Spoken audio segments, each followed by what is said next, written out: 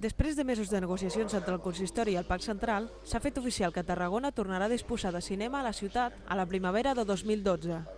A més, serà un nou complex adaptat a les noves tecnologies, és a dir, amb sales en forma d'amfiteatre, pantalles de grans dimensions i amb l'oferta de cinema en digital i en 3D.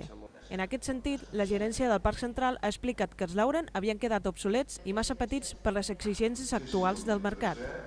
El nou espai farà uns 2.500 metres quadrats, quasi el doble que l'anterior, i ocuparà part de l'actual aparcament de l'última planta del centre comercial.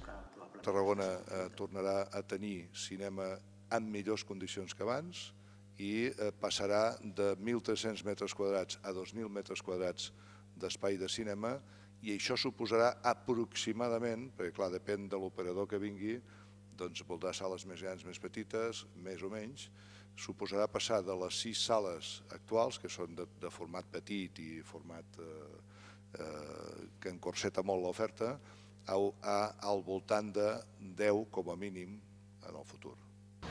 El gerent del Parc Central ha explicat que hi haurien alguns operadors interessats en el projecte, però que no s'anunciarà res concret fins que l'acord no estigui més avançat.